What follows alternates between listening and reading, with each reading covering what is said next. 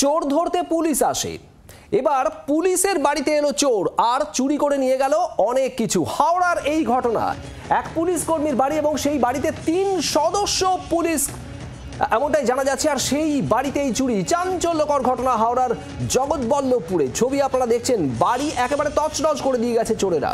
বাড়ি ফাঁকা থাকার সুযোগেই চুরি। গয়না সহ 3 লক্ষ টাকার সামগ্রী চুরি গিয়েছে বলে অভিযোগ। যে ছবি আপনারা দেখছেন এক্সক্লুসিভ। দেবব্রত ঘোষ আমাদের প্রতিনিধি রয়েছেন আমাদের সঙ্গে। দেবব্রত, পুলিশ 3 সদস্য পুলিশ এই বাড়িতে, সেই বাড়িতেই চুরি।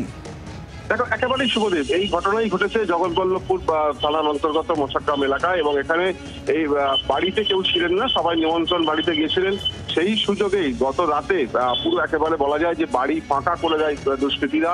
তারা নগদ টাকা 30,000 টাকা, সোনার রূপার গহনা এবং অন্যান্য সামগ্রী নিয়ে চম্পট দেয়। শুধু তাই নয়, ঘরের মধ্যে কেরোসিন তেল রাখা ছিল, সেই তেল ঢেলে আগুন জ্বালিয়ে যায় ঘরের মধ্যে দুষ্কৃতীরা।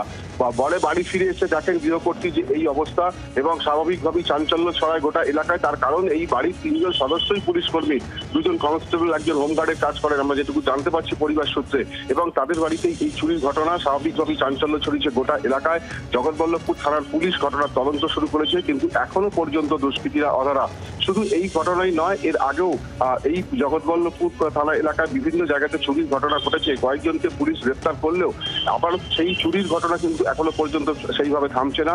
এবং গত রাতের ঘটনা সেটাই আবার প্রমাণ করে। এবং এখানে এবার যেটা হলো সেটা হচ্ছে একেবারে পুলিশ কর্মীর বাড়িতেই চোরেরা হানা দিল এবং সেখান থেকে সমস্ত বাড়ির ঘর থেকে সমস্ত জিনিসপত্র, সোনার গহনা লুট করে নিয়ে চলে যায় তারা। বাংলার আওয়াজ, বাঙালির আবেগ, জি 24 ঘন্টা।